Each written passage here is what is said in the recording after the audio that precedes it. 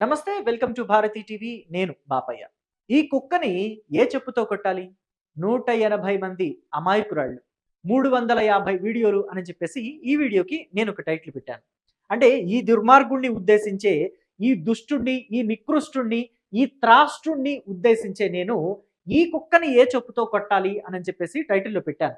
నార్మల్‌గా అయితే కొంచెం డిగ్నిఫైడ్ వీడియోస్ చేస్తూ ఉంటాను నేను. ఎటువంటి పదజాలాన్ని, అసభ్య పదజాలాన్ని లేకపోతే తిట్లని నేను సాధారణంగా థంబ్‌నెయిల్స్‌లో వాడను. కానీ వీడిని ఉద్దేశించి మాత్రం ఈ కుక్కని ఏ చెప్పుతో కొట్టాలి అని చెప్పేసి పెట్టాలనిపించింది నాకు. ఏమాత్రం సంకోచం లేకుండా పెట్టొచ్చు అని అనిపించింది. పైగా నాకు ఇంకొక డౌట్ కూడా వచ్చింది. నేను బయటికి వెళితే నన్ను కుక్కలు కరుస్తాయేమో అని చెప్పేసి. ఎందుకంటే కుక్కలు కూడా చిత్తకారితలో మాత్రమే కలుస్తాయి.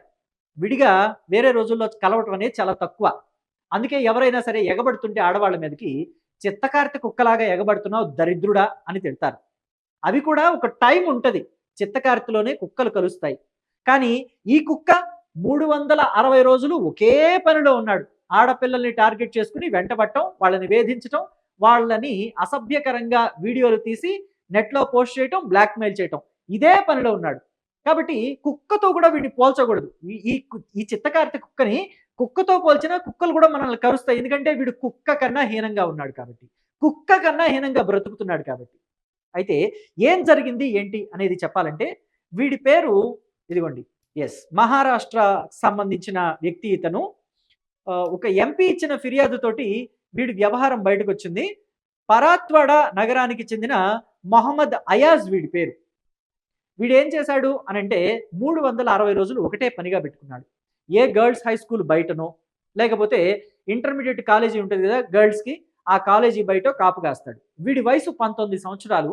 కానీ వీడు గర్ల్స్ హై స్కూల్ దగ్గరో, లేకపోతే గర్ల్స్ జూనియర్ కాలేజ్ దగ్గరో కాపు కాసి అమ్మాయిల్ని పడేయటమే పనిగా పెట్టుకున్నాడు. వీడు పడేసిన అమ్మాయిల వయసు అందరిది 17, 16 ఏళ్ల లోపు వాళ్ళే. 18 ఏళ్ల పైన వాళ్ళు కూడా ఎవరు లేరు. 17, 16 ఆ ఏజ్ వాళ్ళు, 15 ఏళ్ళు వాళ్ళు.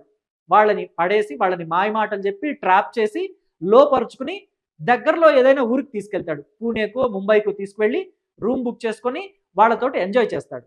ఎంజాయ్ చేసి అక్కడితో వదిలేస్తే బానే ఉండేది. ఈ దరిద్రుడు చేసే పనేంటో తెలుసా?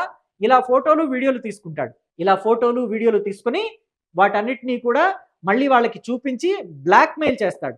వీడి అవసరాలు తీర్చాలి, లేదా వీడికి ఎప్పుడు కామ కోరికలు రగిలితే మళ్ళీ అప్పుడు వీడి దగ్గరికి రావాలి, లేదా వీడు అడిగినంత డబ్బివ్వాలి. లేకపోతే ఏం చేస్తాడు? ఈ వీడియోల్ని సోషల్ మీడియాలో పెడతాడు. వీడి దగ్గర 350 వీడియోస్ ఉన్నాయట.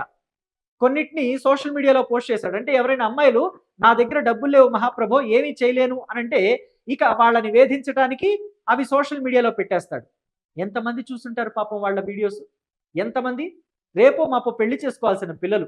22 ఏళ్ళు, 23 ఏళ్ళు వస్తే పెళ్లి చేసుకోవాల్సిన పిల్లలు. 15 ఏళ్లకి, 16 ఏళ్లకి, 17 ఏళ్లకి ఇలాంటి కథ నడిపావా నువ్వని చెప్పేసి రేపు ఆ అమ్మాయి భర్త చూసి అడిగితే ఏం చెప్తారు? తెలియని వయసు, అమాయకమైన వయసు. ఎవరు ఏం చెప్పినా కానీ అవును అని చెప్పి నమ్మే వయసు. నిజంగానే ప్రేమిస్తున్నాను అనంటే ఏం చేస్తారు ఆ వయసులో? అమాయకంగా నమ్ముతారు కదా! ఇన్‌ఫాక్చుయేషన్ అని అంటాం కదా! ఆ వయసులో కలిగేదే ఆ ఇన్‌ఫాక్చుయేషన్ అంటే. 16, 17 ఏళ్ల వయసులో కలిగేదే ఇన్‌ఫాక్చుయేషన్ అంటే. లేనిది ఉంది అని చెప్పి ఊహించుకుంటా ఉంటారు పాపం. వాళ్ళు చెప్పేదంతా గూడా నిజమని నమ్ముతారు. మనసిచ్చానంటే నమ్ముతారు. నువ్వు లేకపోతే చచ్చిపోతానంటే నమ్ముతారు. ఏదిరా చావు ఒక్కసారి చూస్తాను అని మాత్రం అనలేరు పాపం వాళ్ళు. నీకోసం నేను చచ్చిపోతానంటే ఏది చచ్చి చూపించరా దరిద్రుడా అనని చెప్పేసి ఏ ఒక్కళ్ళు అనలేరు. సో, ఇలాంటి వాళ్ళంతా గూడా చాలామంది కుక్కల్లాగా రోడ్ల మీద ఆడపిల్లల కోసం కాపలా కాస్తూ ఎప్పుడు దొరుకుతారా? ఎవరు దొరుకుతారా? అని చెప్పి ఎదురు జూస్తూ ఉంటారు. చిత్తకారితే కుక్కల కన్నా హీనంగా ఎదురు జూస్తూ ఉంటారు. సో, ఇలాంటి వాళ్ళందరినీ కూడా దృష్టిలో పెట్టుకొని పేరెంట్స్ వాళ్ళ పిల్లల్ని జాగ్రత్తగా చూసుకోవాలి. ఎంత జాగ్రత్తగా చూసుకోవాలంటే అంత జాగ్రత్తగా చూసుకోవాలి. వాళ్ళ సెల్ ఫోన్‌ల మీద, వాళ్ళ బిహేవియర్ మీద నిఘా పెంచాలి. ఎవరితో మాట్లాడుతున్నారు? ఏంటి అనేది చూసుకోవాలి. ఇది మళ్ళీ అనుమానంలాగా ఉండకూడదు ఆ పిల్లలకి. నా పేరెంట్స్ ఏంటి నన్ను అనుమానిస్తున్నారా? అనని చెప్పేసి వాళ్ళకి అనిపించకూడదు. మన మీద కోపం రాకూడదు. అది వాళ్ళ మీద మనం పెట్టే నిఘాలాగా ఉండాలి. మళ్ళీ వాళ్ళకి మనం ప్రేమతోనే ఆ నిఘా పెట్టాము అనిపించేలాగా ఉండాలి. అంటే వాళ్ళతోటి మనం చాలా ఫ్రెండ్లీగా మూవ్ అవుతూ ఉండాలి.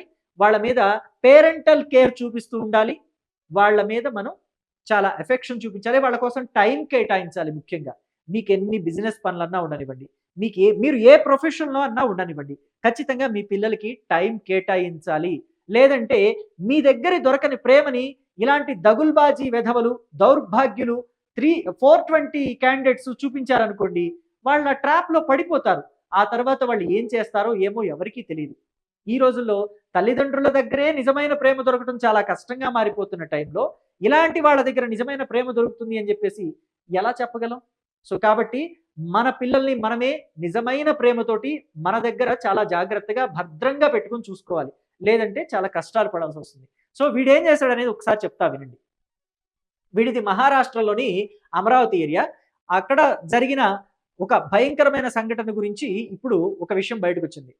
దాదాపుగా 180 మంది బాలికలను లైంగికంగా వేధించి 350కి పైగా అశ్లీల వీడియోలు చిత్రీకరించాడు ఈ వెధవ. బీజేపీ ఎంపీ ఫిర్యాదుతో కేసు నమోదు చేశారు పోలీసులు. అతగాడిని ఇప్పుడు అరెస్ట్ కూడా చేశారు.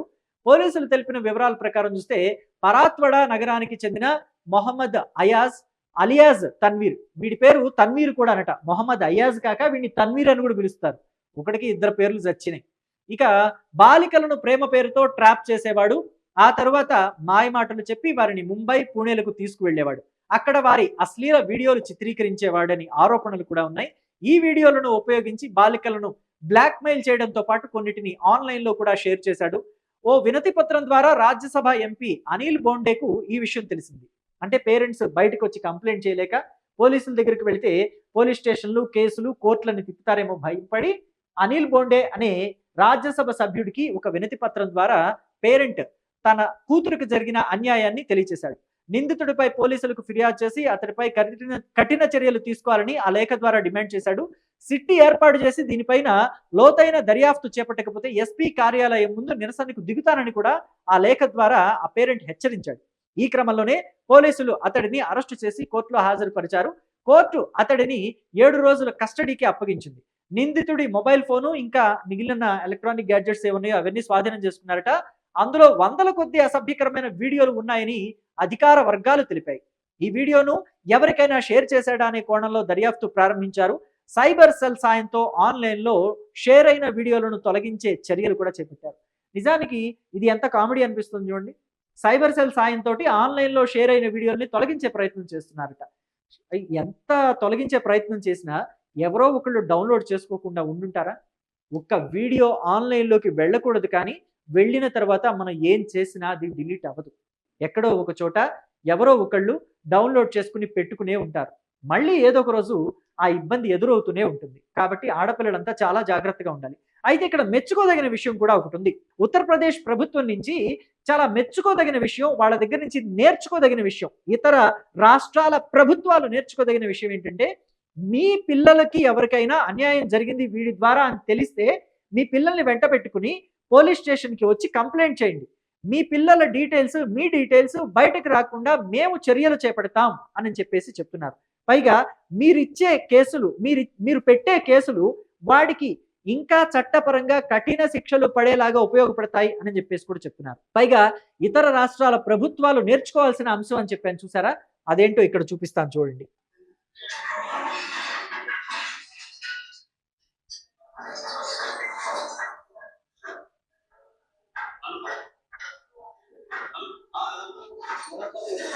ఈ బుల్డోజర్ల సంస్కృతి మనం కేవలం ఉత్తరప్రదేశ్లో మాత్రమే చూస్తాం.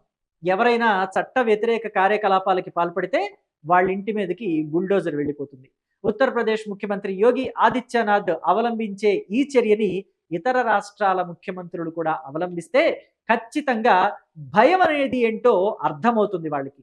తప్పు చేయకూడదు అనే సెన్స్ మదిలో ఎప్పుడు తడుతూ ఉంటే, అరే తప్పు చేయద్రా బాబు, తప్పు చేయద్రా బాబు, ఇంటి మీదకి బుల్డోజర్లు వస్తాయి, ఏ పనిష్మెంట్ ఇస్తారో మనకు తెలియదు అని చెప్పేసి ఒక భయం క్రియేట్ అయితే ఖచ్చితంగా సెటరైట్ అవుతారు ప్రతి ఒక్కళ్ళు. అలాగే ఇంకొక విషయం కూడా నేను మీకు ఇక్కడ జ్ఞాపకం చేయాలనిపిస్తుంది. నాగపూర్లో ఒకప్పుడు ఇలాగే ఒక దుర్మార్గుడు, ఒక చండాలుడు, ఒక మలపత్రాష్ట్రుడు, ఒక మ్లేచ్చుడు ఏం చేసేవాడంటే ఆడవాళ్ళ మీద రేప్ అటెంప్ట్స్ చేస్తూ ఉండేవాడు. ఎప్పుడు ఎవరో ఒకళ్ళని మానభంగం చేస్తూ ఉండేవాడు. జైలుకి వెళ్ళాడు అనుకోండి, మళ్ళీ బెయిల్ తీసుకుని వచ్చేవాడు. మళ్ళీ ఎవరో ఒకళ్ళ మీద అఘాయిత్యం చేసేవాడు. మళ్ళీ జైలుకి వెళ్తే మళ్ళీ బెయిల్ తీసుకురావటం.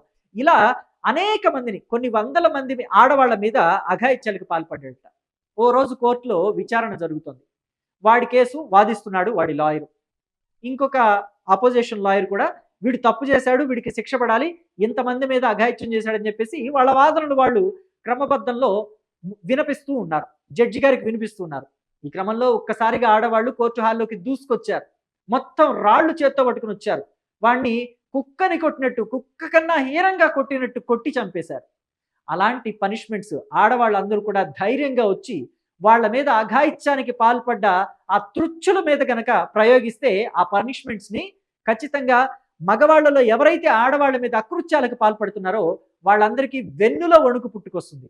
ఇంకొకసారి ఆడవాళ్ళ మీద అకృత్యాలకి పాల్పడాలంటే 1, 2 మొత్తం పడతాయి. సో కాబట్టి ఆడవాళ్ళ మీద అకృత్యాలకి పాల్పడే వాళ్ళకి ఎలాంటి శిక్ష పడాలని మీరు అనుకుంటున్నారో మీ అభిప్రాయాన్ని కమెంట్ బాక్స్లో తెలియజేయండి. Thank you.